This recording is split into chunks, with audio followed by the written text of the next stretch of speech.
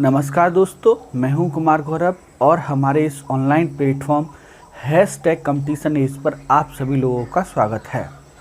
आज हम Indian constitution भारतीय संविधान के एक बहुत ही महत्वपूर्ण topic India and it's territory, Bharat और उसका संघ राज्य क्षेत्र, इसके सेकंड पार्ट को, इसके दूसरे भाग को पढ़ेंगे। हमने इसकी लास्ट क्लास में आर्टिकल 1, आर्टिकल 2, आर्टिकल 3, आर्टिकल 4 यानी इन 4 आर्टिकल को पढ़ा होगा। आर्टिकल 1 इंडिया अर्थात भारत राज्यों का संघ होगा, हमने इस पर विस्तार से चर्चा की थी। India that is Bharat shall be union of states, बहुत विस्तार से चर्चा की थी। अनुच्छेद 2 में क्या चर्चा की थी कि बाहर से कोई देश आ रहा है, जैसे हम पाकिस्तान से कोई देश भारत में शामिल होना चाहता है, पाकिस्तान का कोई प्रदेश, जैसे पाकिस्तान का बलूचिस्तान भारत में सम्मिलित होना चाह रहा है, या पाकिस्तान का पंजाब प्रदेश भारत में सम्मिलित होना चाहता है, या हमने क्या किया, पाकिस्तान के किसी क्षेत्र पर कब्जा कर लिया, तो हम नए राज्य का निर्माण कर सकते हैं। आर्टिकल 2 में है कि बाहर से कुछ है तो आर्टिकल 2 का यूज़ किया जाता है। आर्टिकल 3 में जैसे हमने उत्तर प्रदेश में से ही बात चल रही है कि इसमें से 5 राज्य बनाए जाएं, तो ये आर्टिकल 3 है। जैसे उत्तर प्रदेश में से ऑलरेडी हम लोगों ने उत्तराखंड बनाया है, तो ये आर्टिकल 3 है। आर्टिकल 2 और आर्टिकल 3 में सिर्फ इतना अंतर याद रखना है कि आर्टिकल 2 ये कहता है कि बाहर से जो क्षेत्र आया है उसका जब नया प्रदेश बनाएंगे तो ये आर्टिकल 2 है, और आर्टिकल 3 क्या है, जब अपने ही देश में राज्यों को रिस्ट्रक्चर किया जाएगा। और आर्टिकल 4 ये कहता है कि अनुच्छेद 2 और 3 को संविधान संशोधन की प्रक्रिया से बाहर रखा गया है। अब ये तो कल की बात हो गई, लास्ट टाइम की क्लास की बात हो गई। अब आज हम लोग जो है आज का काम शुरू करते हैं, और आज हम लोग क्या पढ़ने वाले हैं तो सुनिए भैया। आज हम लोग अपनी क्लास में 3 चीज़ें पढ़ने वाले हैं, 3 टॉपिक डिस्कस करने वाले हैं। पहला टॉपिक है देसी रियासत, इनका एकीकरण, देसी रियासतों का एकीकरण। भारत जब आज़ाद हुआ तो आज़ादी नहीं मिली बेटा, जिस दौर में हम आज़ाद हुए थे उस दौर में लाखों समस्याएं भारत के सामने थीं, और उन हजारों समस्याओं में से एक समस्या थी देसी रियासत, इनका एकीकरण। वो कैसे हुआ उस पर हम डिस्कस करेंगे। दूसरा, फिर राज्यों का एकीकरण या राज्यों का पुनर्गठन। एक टेंशन खड़ा हो गया था, है गाना आया था एक फिल्म में, ये शहर है अमन का, यहाँ विपत्ता है निराली, यहाँ सब शांति शांति है। सेम ऐसे ही हमारे देश में कोई काम आसानी से होता नहीं है। जब ये कोरोना आया, प्रधानमंत्री ने 21 दिन का लॉकडाउन किया, लेकिन लोग नहीं रुके, और उस समय केस कितने आ रहे थे, 100, 200, 250, 300।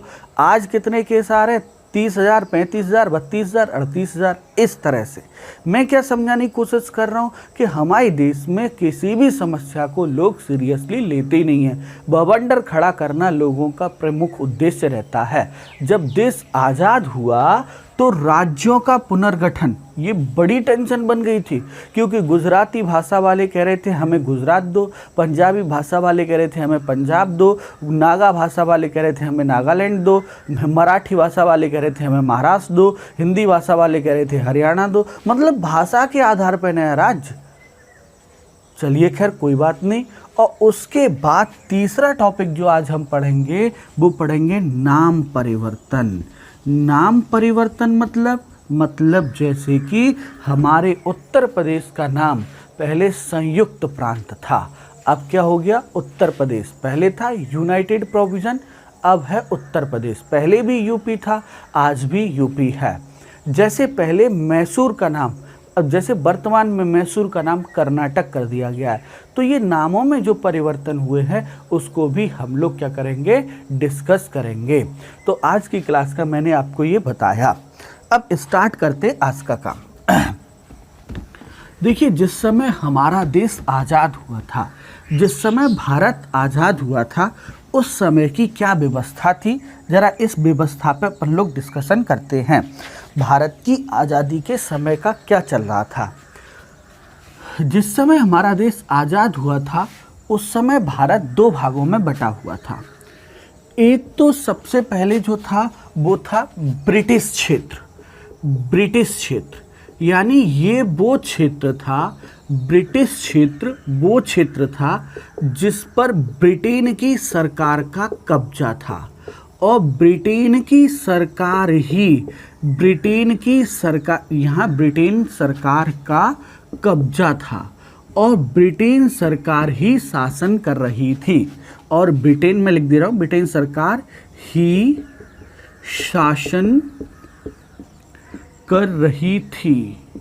और इसमें क्या आते थे, इसमें शामिल थे ब्रिटिश प्रांत और क्या, चीफ कमिश्नर क्षेत्र, चीफ कमिश्नर क्षेत्र। और बेटा ब्रिटिश प्रांतों की संख्या कितनी थी, 11, और चीफ कमिश्नर से क्षेत्रों की कितनी संख्या थी, 4। दोबारा से सुनिएगा, बहुत ही ईजी है।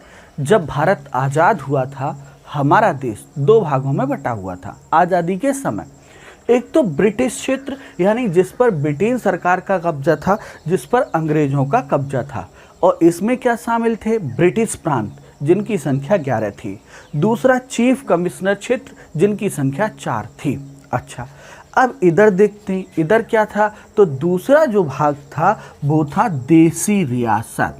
और बेटा ये जो देसी रियासत थी इन पर राजाओं का या राजाओं का शासन चलता था। लेकिन ये राजा जो थे वो ब्रिटेन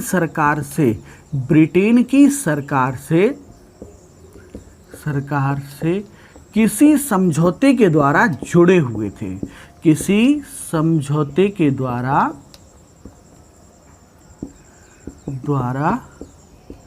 जुड़े थे। बस भारत कितने भागों में बटा हुआ था, दो भागों में। एक कौन सा भाग था, ब्रिटिश इंडिया, ब्रिटिश क्षेत्र, जहां ब्रिटेन सरकार का कब्जा था, ब्रिटेन सरकार ही शासन कर रही थी, प्रांतों की संख्या 11 थी और चीफ कमिश्नर क्षेत्रों की संख्या 4 थी। देसी रियासत, यहाँ राजाओं का महाराजाओं का शासन चलता था। जैसे फेमस एग्जाम्पल है जम्मू कश्मीर। जिस समय भारत आज़ाद हुआ था उस समय जम्मू कश्मीर देसी रियासत थी और यहाँ के शासक थे राजा हरी सिंह। जैसे एक और देसी रियासत थी हैदराबाद, और हैदराबाद के जो शासक थे उनका नाम था मीर उस्मान अली खां। मीर उस्मान अली खां हैदराबाद के शासक थे। तो राजा महाराजाओं का शासन था और ब्रिटेन सरकार के साथ किसी समझौते के द्वारा ये जुड़े हुए थे। अच्छा, अब होता क्या है, भारत आज़ाद होता है और आप सब बच्चों को ये बात पता होनी चाहिए। अगर नहीं पता है तो आप बहुत गलत जा रहे हैं। क्या बात पता होनी चाहिए कि एक एक्ट आया था जिसका नाम था भारतीय स्वतंत्रता अधिनियम 1947। इस एक्ट के द्वारा ये वाला क्षेत्र जो है वो पूर्ण रूप से आज़ाद हो गया। यानी अब यहाँ भारत के लोगों की सरकार बनेगी। इस क्षेत्र में, ब्रिटिश क्षेत्र में, यहाँ भारत के लोगों की सरकार बनेगी और भारत के लोग ही शासन करेंगे। जबकि इस एक्ट के द्वारा इनको 3 ऑफर दिए गए। क्या 3 ऑफर दिए गए?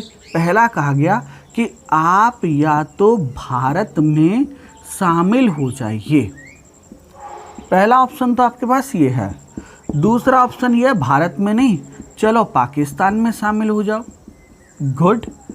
तीसरा ऑप्शन ये है कि ना तुम भारत में शामिल हो रहे हो ना तुम पाकिस्तान में शामिल हो रहे हो, तो तुम क्या रह सकते हो, आज़ाद रह सकते हो, आज़ाद रह सकते हो।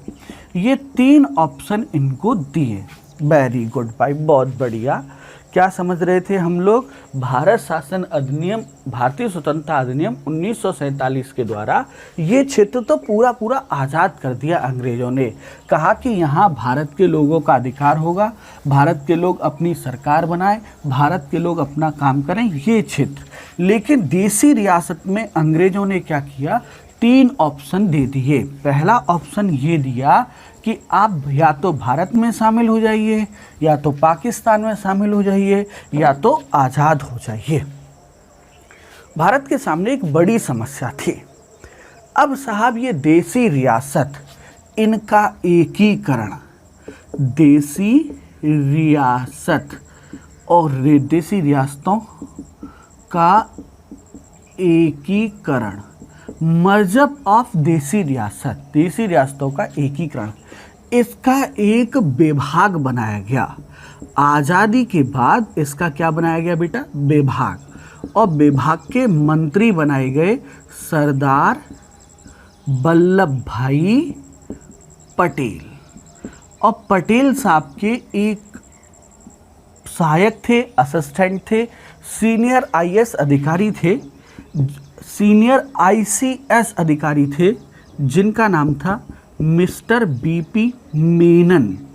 मिस्टर बीपी मेनन साहब जो हैं वो इनके असिस्टेंट थे। ये वही बीपी मेनन हैं जो लॉर्ड माउंटबेटन के भी सेक्रेटरी रहे थे, सचिव रहे थे। ये जो है वो क्या थे? सरदार वल्लभ भाई पटेल के असिस्टेंट थे। इनका भारतीय इतिहास में, या कह सकते भारत के एकीकरण में, बीपी मेनन का बड़ा योगदान है। ये मंत्री और ये क्या थे साहब? आपके इनके असिस्टेंट थे। अब इन्होंने क्या किया? देसी रियासतें देखी गई तो उस समय हमारे देश में 552 देसी रियासत थी, 552। इन 552 देसी रियासतों में से 549 ने ये स्वीकार किया कि हम भारत के साथ जा रहे हैं, हम भारत के साथ जा रहे हैं। जबकि 3 देसी रियासतों ने क्या किया? मना किया। 3 देसी रियासतों ने क्या किया? 3 देसी रियासतों ने क्या किया? मना किया। क्या मना किया? इसमें से जूनागढ़, उसने कहा हम पाकिस्तान जाएंगे। दूसरा हैदराबाद, उसने कहा हम पाकिस्तान जाएंगे। और तीसरा J&K, उसने कहा हम आज़ाद रहेंगे। अब ज़रा एक बार हम इस बात को दोबारा से देख लेते, समझ लेते कि चल क्या रहा है। आप सबको पता चला होगा देसी भारत 2 भागों में बटा था, ब्रिटिश इंडिया, ब्रिटिश क्षेत्र जिस पर अंग्रेज सरकार का कब्जा था। दूसरा देसी रियासत, देसी रियासतों पर राजाओं का शासन था, लेकिन ब्रिटेन की सरकार किसी समझौते के द्वारा इनसे जुड़ी हुई थी। ये सब ब्रिटेन सरकार से जुड़े हुए थे और इनमें और ब्रिटेन सरकार के बीच में कोई ना कोई एग्रीमेंट हुआ था। अच्छा, अब इनको भारतीय स्वतंत्रता अधिनियम 1947 के द्वारा ब्रिटेन सरकार ने 3 ऑफर किए, या तो भारत में शामिल हो जाओ, या तो पाकिस्तान में शामिल हो जाओ, या तो आज़ाद रह सकते हैं। अच्छा, हमारे आज़ाद भारत में देसी रियासतों के एकीकरण के लिए एक डिपार्टमेंट बना, जिसके मंत्री थे सरदार वल्लभ भाई पटेल, और इनके सहायक, इनके सेक्रेटरी जो थे वो थे बीपी मेनन साहब। आज़ादी के समय भारत में 552 देसी रियासत थी, जिनमें से 549 ने भारत के साथ आने का डिसीजन लिया। 3 देसी रियासतों ने मना किया, जिनमें जूनागढ़ था, वो पाकिस्तान जाना चाहता था। दूसरा हैदराबाद था, वो भी पाकिस्तान जाना चाहता था।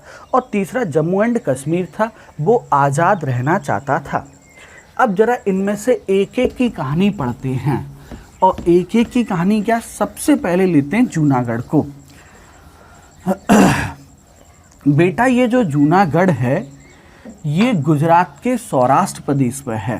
पहली चीज़, ये जो जूनागढ़ है ये गुजरात के कौन से क्षेत्र में है? सौराष्ट्र में, गुजरात के सौराष्ट्र में। अच्छा, और पहले ये जो था वो बम्बई राज्य का हिस्सा था। आज ही हम लोग पढ़ेंगे कि बम्बई राज्य के 2 हिस्से किए गए, गुजराती भाषा बोलने वालों को गुजरात और मराठी भाषा बोलने वालों को महाराष्ट्र दिया गया। तो अब ये गुजरात का सौराष्ट्र क्षेत्र था, और सबसे बड़ी बात मैं आपको बताऊं, ये इस क्षेत्र की में जो आबादी थी वो हिंदू आबादी थी, और यहाँ का शासक जो था वो मुस्लिम था, और उसका नाम था महावत खां। और महाबत खां शासक था और इसका प्रधानमंत्री जो था वो था शाहनवाज भुट्टो। शाहनवाज भुट्टो कह लो। ये शाहनवाज भुट्टो या भुट्टो जो है वो यहाँ का प्रधानमंत्री था। महाबत खां क्या था, राजा था, और शाहनवाज भुट्टो जो है यहाँ का प्रधानमंत्री था। शाहनवाज भुट्टो वही हैं, ये जो हैं जुल्फ़िकार अली भुट्टो के पिता हैं।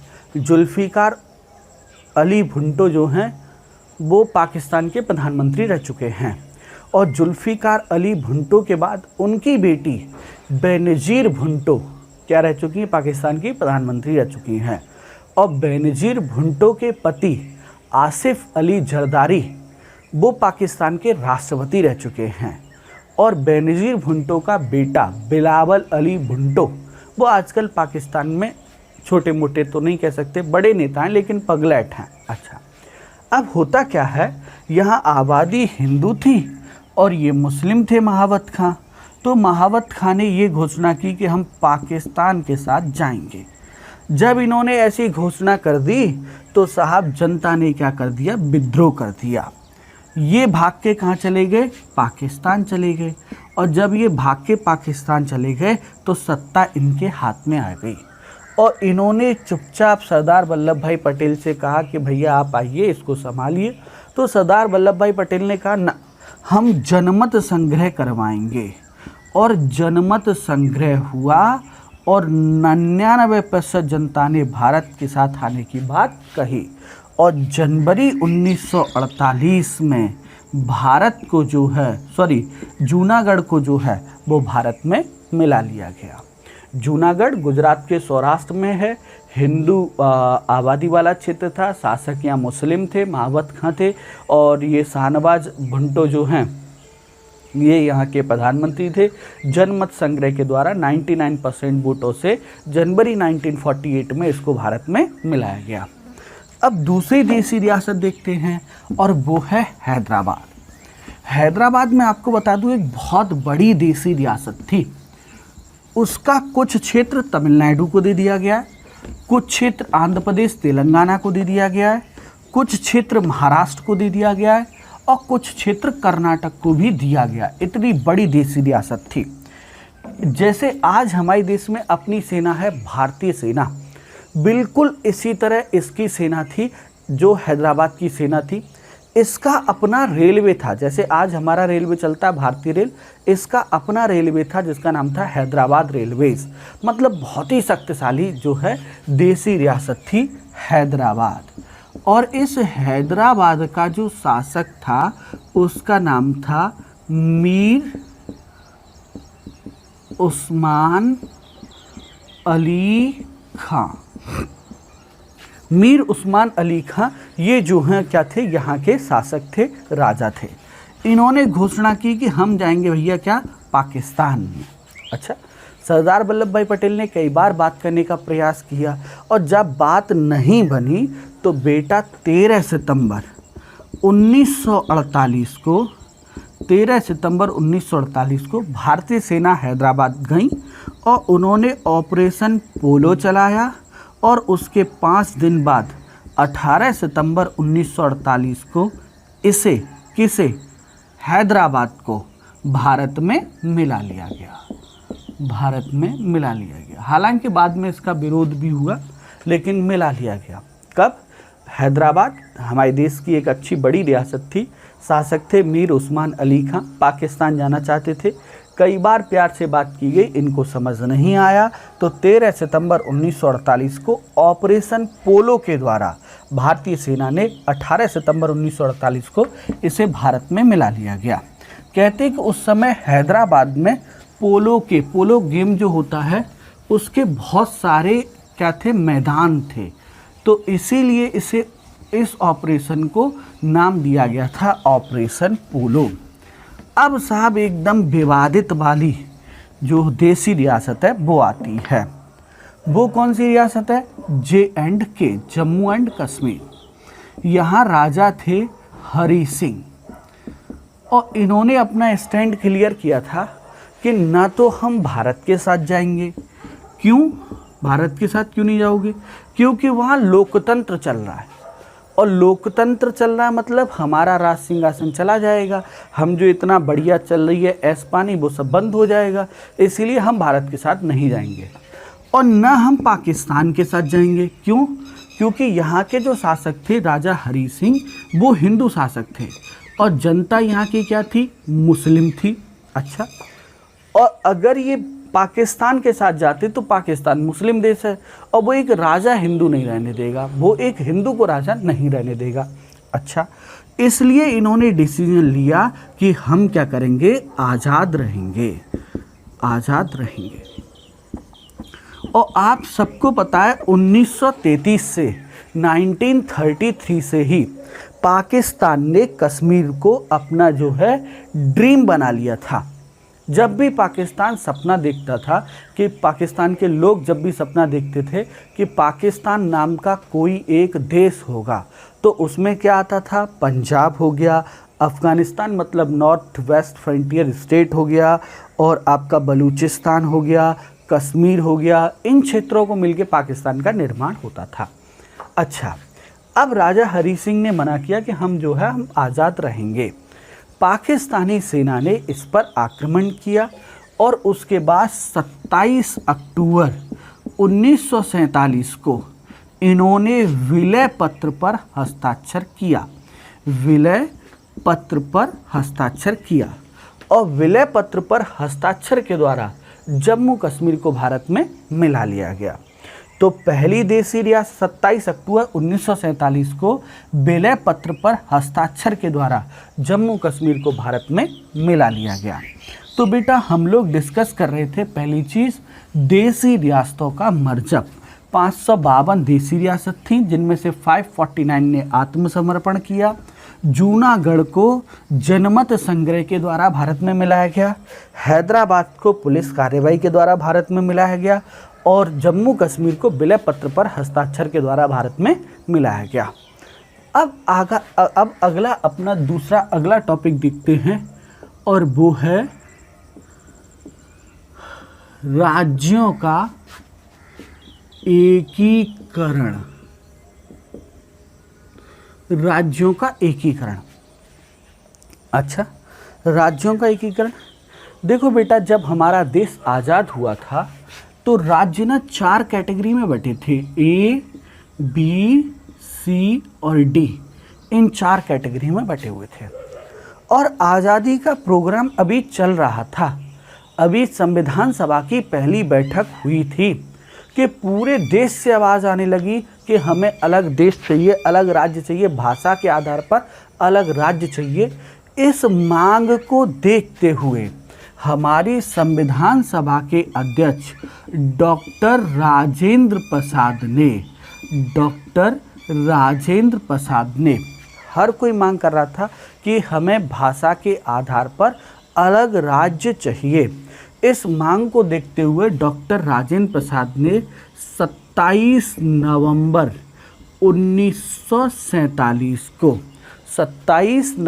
1947 को एक आयोग का गठन किया, जिसके अध्यक्ष थे एस.के. धर। इसीलिए इसे धर आयोग भी कहा जाता है। इस आयोग में 4 सदस्य थे।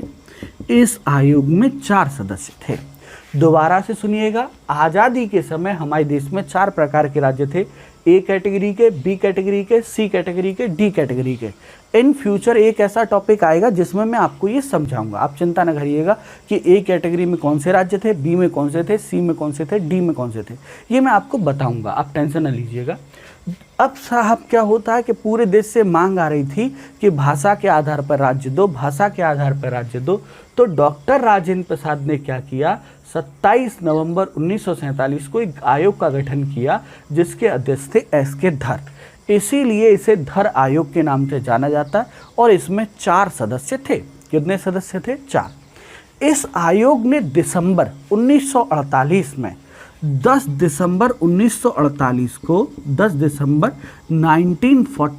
को इस आयोग ने अपनी रिपोर्ट दी, और इस आयोग ने अपनी रिपोर्ट में ये कहा कि सर भाषा के आधार पर नए राज्यों का गठन गलत है। क्यों? क्योंकि बुंदेलखंड में आप देखेंगे एक अलग प्रकार की भाषा बोली जाती है। फिल्म आई थी पान सिंह तोमर, मुझे बड़ी अच्छी फिल्म लगी। उसमें एक बड़ा फेमस डायलॉग,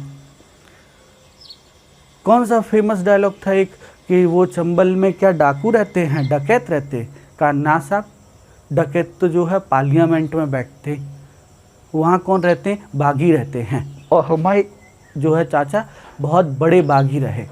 तो वहाँ आप देखिएगा उस फिल्म को बुंदेलखंड की भाषा बोली जाती है। वहाँ से थोड़ी दूर आप देखिएगा मथुरा की अलग भाषा, फिर वहाँ से देखिएगा कानपुर की अलग भाषा है, फिर देखो लखनऊ की अलग भाषा है, फिर देखो बनारस की अलग भाषा है, पटना की अलग भाषा। तो भाषा के आधार पर अगर हम राज्य बनाएंगे तो हमारे देश में पता नहीं कितने राज्य बन जाएंगे। ऐसा मैंने नहीं, एसके धर आयोग ने कहा। धर आयोग ने ये कहा कि भाषा के आधार पर नए राज्यों का गठन एकदम गलत है।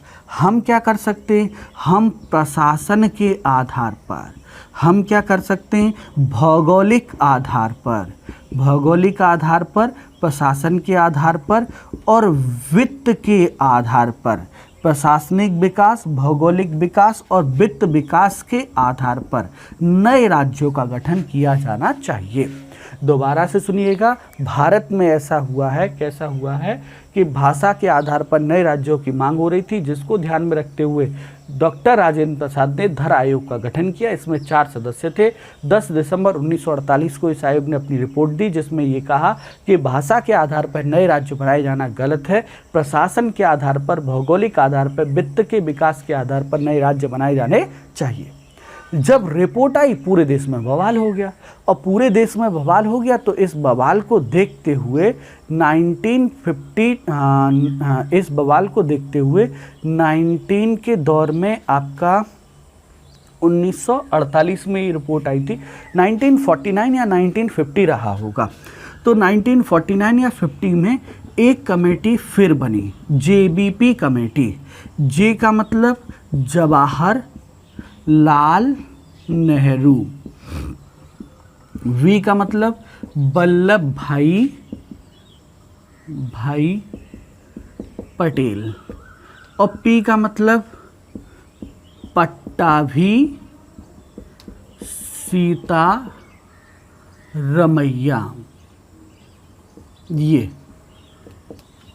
ये पट्टाभी सीतारमैया। तो ये लोग क्या, JBP कमेटी का गठन किया गया, जिसमें जवाहरलाल नेहरू, वल्लभ भाई पटेल और पट्टाभी सीतारमैया 3 सदस्य थे।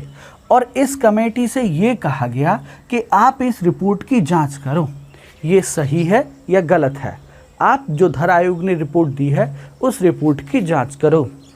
इस कमेटी ने भी क्या किया, जांच की, और इसने भी यही कहा जो धर आयोग कह रहा था कि ये वाली बात सही है। भाषा के आधार पर नए राज्यों का गठन नहीं किया जाना चाहिए। प्रशासनिक, भौगोलिक और वित्त आधार पर भारत में राज्यों का गठन होना चाहिए। और ऐसी बात सुनते ही अलग भाषा के आधार पर नए राज्यों की मांग करने वाले प्रदेशों के लिए जो आंदोलन चल रहा था, वो आंदोलन और बड़े लेवल पर चलने लगा। वो आंदोलन ने और उग्र रूप ले लिया।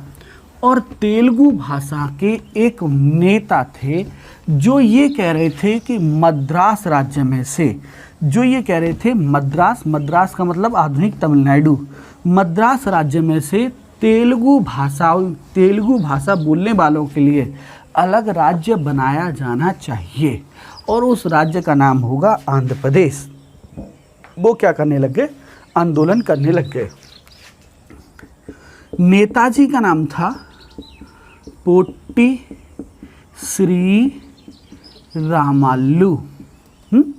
पोट्टी श्री रामालू, क्या ये नेताजी थे? और इन्होंने क्या किया, ये भूख हड़ताल पर बैठ गए।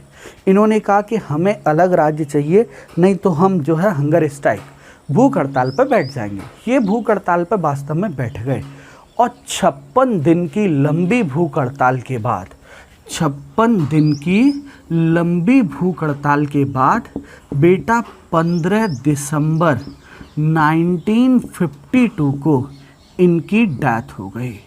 15 दिसंबर 1952 को इनकी डेथ हो गई। दोबारा से सुनिएगा, जब जेवीपी कमेटी ने ये कहा कि भाषा के आधार पर राज्यों का पुनर्गठन गलत है, जो धर आयोग कह रहा है प्रशासन के आधार पर, भौगोलिक आधार पर नए राज्य बनाए जाने चाहिए, जब ऐसी बात उन्होंने कही तो पोट्टी श्रीरामालू भूख हड़ताल पर बैठ गए। तेलुगु भाषा के नेता थे और मद्रास से अलग एक नए राज्य की मांग कर रहे थे। 56 दिन की लंबी भूख हड़ताल के बाद 15 दिसंबर 1952 को इनकी क्या हो गई, डेथ हो गई। और बेटा हमारे देश में बड़ा ऐतिहासिक काम हुआ है, नेता की डेथ हो गई। हमारे देश में बेरोजगार मरता है, किसान मरता है। आप हर साल देखेंगे इतना महाराष्ट्र में और गुजरात में, उत्तर प्रदेश में हर साल रिपोर्ट आती हैं कि हजारों लाखों किसानों ने कर्ज के चलते या किसी और समस्या के चलते आत्महत्या कर ली है। एसएससी का रिजल्ट इतना देर से हो जाए, कितने बालक दिल से मनोबल उनका टूट जाता है। कितने लोग सैनिक डेली शहीद हो रहे हैं, हर कोई मर जाता है हमारे देश में। गरीब, फौजी, पुलिस वाले, ये नॉर्मल सी चीज़ है इनकी हत्या होना, डेथ होना, मृत्यु होना। लेकिन हमारे देश में नेता कभी नहीं मरता है। और इतना बड़ा ऐतिहासिक काम हुआ कि नेता मर गया, और नेता के मरने के बाद जो एक बड़ा आंदोलन होना था वो स्टार्ट हो गया। और इस आंदोलन को देखते हुए 19 दिसंबर 4 दिन बाद ही 1952 को पंडित जवाहरलाल नेहरू ने घोषणा कर दी कि हाँ, एक अलग राज्य बनेगा जिसका नाम होगा आंध्र प्रदेश। और अंतिम रूप से 1 अक्टूबर 1953 को तेलुगु भाषा के आधार पर मद्रास राज्य से अलग एक नया राज्य बना जिसका नाम था आंध्र प्रदेश। आई थिंक आप लोग समझ गए होंगे।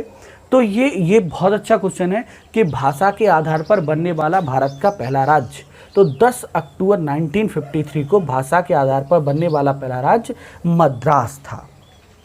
चलिए, तो ये अपना क्वेश्चन एक सॉल्व हुआ। अच्छा, अब जैसे एक राज्य के निर्माण की घोषणा की गई, पूरे देश से मांग आने लगी, अलग अलग भाषा वाले सब लोग मोटिवेट हो गए कि यार जब एक को मिल सकता है तो हमें भी मिल सकता है, हमें भी आंदोलन करना चाहिए। और अलग अलग राज्यों में ऐसा आंदोलन बड़ी लेवल पर छिड़ गया, बड़ी लेवल पर लोग आंदोलन करने लग गए। और जब लोग बड़े लेवल पर आंदोलन करते हैं बेटा, तो क्या होता है, फिर से एक नया आयोग बनता है जिसका नाम था राज्य पुनर्गठन आयोग, स्टेट रिस्ट्रक्चर कमीशन। राज्य पुनर्गठन आयोग, स्टेट रिस्ट्रक्चर कमीशन 1953 में ये आयोग बना था। और इसके अध्यक्ष थे फजल अली, इसीलिए इसे फजल अली आयोग भी कहा जाता है। इसके दूसरे सदस्य थे हृदय नाथ कुंजरू। इसके तीसरे सदस्य जो थे फजल अली, हृदयनाथ कुंजरू और के.एम. पनिक्कर साहब, ये इसके क्या थे, सदस्य थे। इस आयोग ने क्या किया, इस आयोग ने 30 दिसंबर 1955 को अपनी रिपोर्ट प्रस्तुत की। कब? 30 दिसंबर 1955 को अपनी रिपोर्ट दी। और रिपोर्ट में इसने क्या कहा, सुनिएगा। रिपोर्ट में इसने ये कहा कि सरकार, एक तो ये जो कैटेगरी है ना ABCD, ये कैटेगरी समाप्त करो। अब भारत में 16 राज्य और 5 केंद्र शासित प्रदेश, 3 केंद्र शासित प्रदेश बनाओ। इसने ऐसी रिकमेंडेशन की फजल अली आयोग ने। अच्छा, इसी रिकमेंडेशन, इसी सिफारिश के आधार पर क्या रिपोर्ट की थी फजल अली आयोग ने, ABC कैटेगरी को समाप्त किया जाए। भारत में कितने राज्य बनाए जाएं, 16, और केंद्र शासित प्रदेश कितने बनाए जाए, 3। इसी रिपोर्ट के आधार पर भारत सरकार ने राज्य पुनर्गठन अधिनियम 1956 पास कराया संसद से, जो कि हमारे देश के संविधान का 7वां संविधान संशोधन है। बेटा ये वाला क्वेश्चन बहुत बार आया है एसएससी में चाहे यूपीएससी में, और मुझे ये कहने की ज़रूरत नहीं है कि बार बार मैं अपना वोकल टाइट करने के लिए ऐसा बोलता रहूं कि ये क्वेश्चन पीसीएस में आया है, ये राजस्व निरीक्षक में आया है, ये लोअर पीसीएस में आया है। जो पढ़ा रहे, अगर आप ऐसे टारगेट करके करोगे कि ये क्वेश्चन पीसीएस में आया था, इसको पढ़ना ही पढ़ना है, तो मुझे नहीं लगता कुछ सही चल रहा है। हम पढ़ाई क्यों करते? पेपर नौकरी निकालने के लिए। ये ऐसे सोच के पढ़ते रहोगे तो मुझे लगता है थोड़ा सा मामला गड़बड़ा रहा है। आप इसलिए पढ़िए कि हमें सीखना है, सब कुछ सीखना है, हमें समझना है कि हुआ क्या है हमारे देश में। ठीक है, तो चलिए, हाँ, तो सरकार ने राज्य पुनर्गठन अधिनियम 1957 पास कराया, 1956 माफ़ी चाहूँगा, और इसके द्वारा 7वां संविधान संशोधन अधिनियम पास कराया। 7वें संविधान संशोधन अधिनियम के द्वारा भारत में 14 राज्य और 6 केंद्र शासित प्रदेश बनाए गए। बहुत अच्छा क्वेश्चन है कि राज्य पुनर्गठन अधिनियम 1956 या 7वें संविधान संशोधन अधिनियम 1956 के द्वारा भारत में कितने राज्य और कितने केंद्र शासित प्रदेश बनाए गए थे? तो 14 राज्य और 7 केंद्र शासित प्रदेश बनाए गए थे। और ये घटना कब की है? 1 नवंबर 1956, 1 नवंबर 1956 को ऐसा हुआ था। ये 14 राज्य और 5-6 केंद्र शासित प्रदेश जो हैं, जो मैं पीडीएफ भेजूंगा टेलीग्राम पे, उसमें लिखे हुए हैं। ये राज्य थे जैसे आपका उत्तर प्रदेश हो गया, बिहार हो गया, असम हो गया, मध्य प्रदेश हो गया, आंध्र प्रदेश हो गया, बम्बई हो गई, जम्मू कश्मीर, पंजाब, राजस्थान, पश्चिम बंगाल, उड़ीसा, मैसूर, मद्रास, केरल, ये राज्य थे। चलिए खैर, अब जल्दी से अपना काम आगे बढ़ाते हैं। इस तरह से हमारे देश में 14 राज्य और 6 केंद्र शासित प्रदेश बने। अब होता क्या है, जिस समय हमारा देश आज़ाद हो रहा था तो हमें अंग्रेज़ों से आज़ादी नहीं मिल रही थी, हमें बेटा राजा महाराजाओं से भी आज़ादी मिल रही थी। पता चली आप जिस शहर में रह रहे हैं उसके अलग राजा होते आज। फिर उसके बाद राजा महाराजाओं से भी आज़ादी मिली, और उसके बाद हमें आज़ादी लेनी थी किससे? फ्रांसीसियों से। हमें आज़ादी लेनी थी किससे? पुर्तगालियों से। जिस समय भारत आज़ाद हो रहा था तो भारत के कुछ शहर जैसे आपका पांडिचेरी हो गया, माहे हो गया, यमन हो गया, करिकाल हो गया और चंद्रनगर भी हो गया। ये चंद्रनगर वेस्ट बंगाल में है, माहे केरल के साथ लगा हुआ है, यमन आंध्र प्रदेश के साथ लगा हुआ है, पांडिचेरी और करिकाल ये जो हैं तमिलनाडु के साथ लगे हुए हैं। ये वेस्ट बंगाल के साथ, ये और ये जो है तमिलनाडु के साथ, ये केरल के साथ और ये आंध्र प्रदेश के साथ आज भी लगे हुए हैं।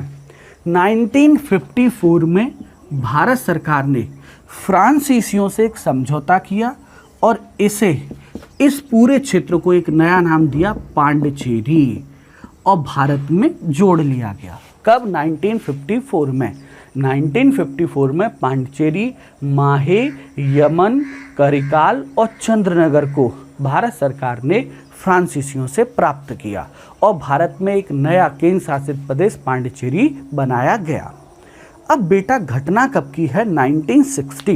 1960, 1 मई 1960 को एक राज्य था हमारे देश में जिसका नाम था बम्बई, और बम्बई राज्य में 2 भाषा बोलने वाले लोग रहते थे, एक गुजराती भाषा बोलने वाले, एक मराठी भाषा बोलने वाले। आपस में लड़ते रहते थे, लेकिन 1 मई 1960 को बम्बई राज्य को विभाजित किया गया और बम्बई राज्य को बेसिक नाम दिया गया महाराष्ट्र। ये मराठी भाषा बोलने वाले लोगों का राज्य था, और गुजराती भाषा बोलने वालों के लिए बनाया गया गुजरात, और गुजरात हमारे देश का 15वां राज्य था। 14 पहले थे और गुजरात हो गया हमारे देश का 15वां राज्य। 1961 में 1961 में भारत सरकार ने क्या किया? भारत सरकार ने पुर्तगालियों के खिलाफ पुलिस कार्यवाही की। पुर्तगालियों के खिलाफ पुलिस कार्रवाई की 1961 में। और गोवा, दमन-द्वीप और दादर नागर हवेली, इन 3 क्षेत्रों पर अपना अधिकार स्थापित किया। 1961 में पुर्तगालियों से गोवा, दमन-द्वीप और दादर नागर हवेली को आज़ाद कराया गया और गोवा के साथ इनको भी जोड़ के एक नया केंद्र शासित प्रदेश बनाया गया। उसके बाद 1963 में असम राज्य में नागा भाषा बोलने वाले लोग आंदोलन कर रहे थे, तो 1963 में 1 दिसंबर 1963 को उनके लिए नागालैंड राज्य बनाया गया और ये हमारे देश का 16वां राज्य था। उसके बाद 1 नवंबर 1966 को शाह आयोग की सिफारिश के आधार पर 1 नवंबर 1966 को शाह आयोग की सिफारिश के आधार पर पंजाब राज्य को विभाजित किया गया। पंजाबी भाषा बोलने वालों के लिए पंजाब और हिंदी भाषा बोलने वालों के लिए हरियाणा राज्य बनाया गया और हरियाणा हमारे देश का 18वां राज्य था। 15वां राज्य गुजरात, 16वां राज्य जो है 15वां गुजरात बनाया गया, 16वां जो है वो आपका कौन सा बनाया गया, नागालैंड, और ये जो है हरियाणा जो है वो भारत का 17वां राज्य था। माफ़ी चाहूँगा, हरियाणा भारत का 17वां राज्य था। फिर 25 जनवरी 1971 को हिमाचल प्रदेश राज्य बनाया गया, ये हमारे देश का 18वां राज्य था। 21 जनवरी 1972 को कौन से, त्रिपुरा, मणिपुर, ये 2 राज्य बनाए गए। त्रिपुरा, मणिपुर 2 राज्य बनाए गए और 21 जनवरी 1972 को मेघालय भी बनाया गया। यानी त्रिपुरा भारत का 19वां राज्य था, मणिपुर भारत का 20वां राज्य था और मेघालय भारत का 21वां राज्य था। 26 अप्रैल 1975 को सिक्किम हमारे देश का पूर्ण रूप से राज्य बना और ये हमारे देश का 22वां राज्य था। 20 फरवरी 1987 को मिजोरम और अरुणाचल प्रदेश राज्य बने और 30 मई 1987 को गोवा भारत का राज्य बना। गोवा भारत का 25वां राज्य था।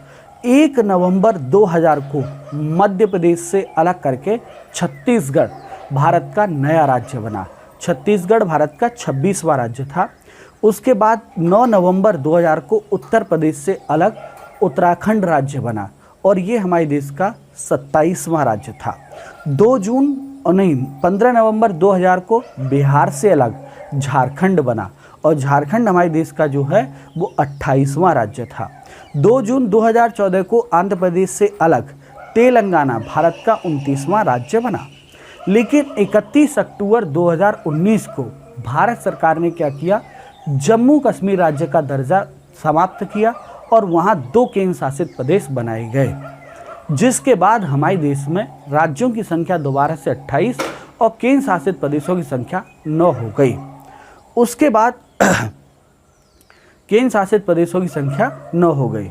उसके बाद जो है 26 जनवरी 2020 को, यानी इसी साल 26 जनवरी 2020 को दादर नागर हवेली और दमन द्वीप को आपस में मिला दिया गया और हमारे देश में वर्तमान में राज्यों की संख्या 28 और केंद्र शासित प्रदेशों की संख्या 8 है।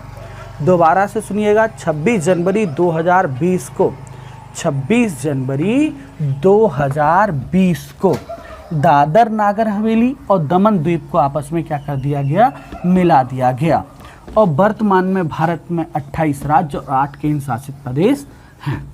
तो ये हमने राज्यों का पुनर्गठन भी जल्दी से देख लिया। अब हम राज्यों के नामों के परिवर्तन के बारे में पढ़ रहे हैं। राज्यों के नाम में परिवर्तन कैसे किया जाता है, इस पर लास्ट क्लास में हम लोगों ने बड़े लेवल पर डिस्कशन किया था, विचार विमर्श किया था। पहली चीज सुन लीजिए आप, ये संयुक्त प्रांत हमारे देश का यूनाइटेड प्रोविजन भारत का पहला राज्य था, जिसका 1950 में नाम बदला गया और नाम बदल के इसका रखा गया उत्तर प्रदेश। वेरी गुड, 1950 में। लेकिन उसके बाद क्या हुआ, 1969 में अपना एक राज्य था मद्रास और इसका नाम बदल के क्या किया गया, तमिलनाडु। कब? तमिलनाडु कब किया गया?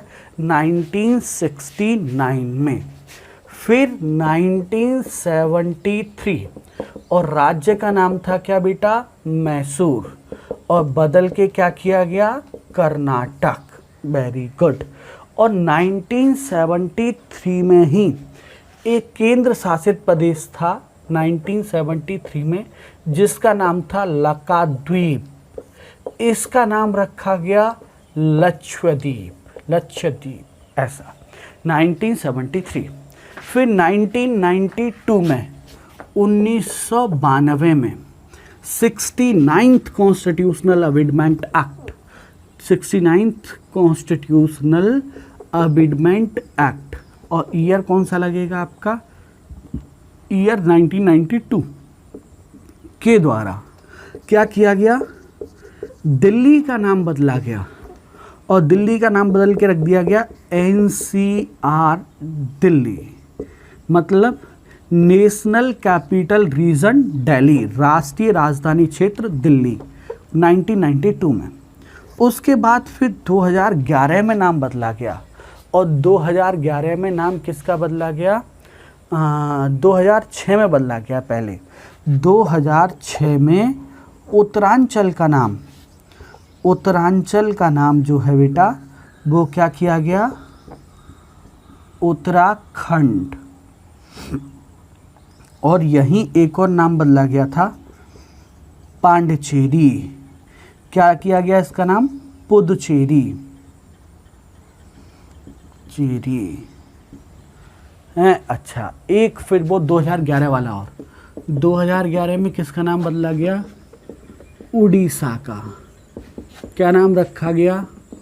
उड़ीसा। ऐसा समझ गए?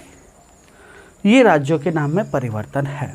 बस आज हमने अपने तीनों टॉपिक अच्छे से कवर कर लिए हैं, जिनमें पहले देशी रियासतों का एकीकरण था, दूसरा जो था वो आपका राज्यों का एकीकरण था, फिर राज्यों के नाम में परिवर्तन थे। बेटा देखो, मैं आपको एक चीज़ बहुत अच्छे से बताना चाहूँगा कि आप ना ऐसे गूगल पर डाल दीजिए बस राज्यों का एकीकरण, हज़ारों वेबसाइट निकल के आ जाएंगी, और आप शाम तक पढ़ते रहिएगा, शाम तक, हैं? शाम तक क्या, 2-3-4 महीने पढ़ते रहिएगा राज्यों का एकीकरण, एक एक रियासत को पढ़ते रहो कि कैसे कैसे मर्जअप हुआ। भोपाल के राजा ने भी नौटंकी की थी, उसको भी पढ़िए। ये सारी चीज़ें मैं इसलिए कह रहा हूँ कि हमें इस बात का ध्यान रखना चाहिए कि हमें पढ़ना कितना है।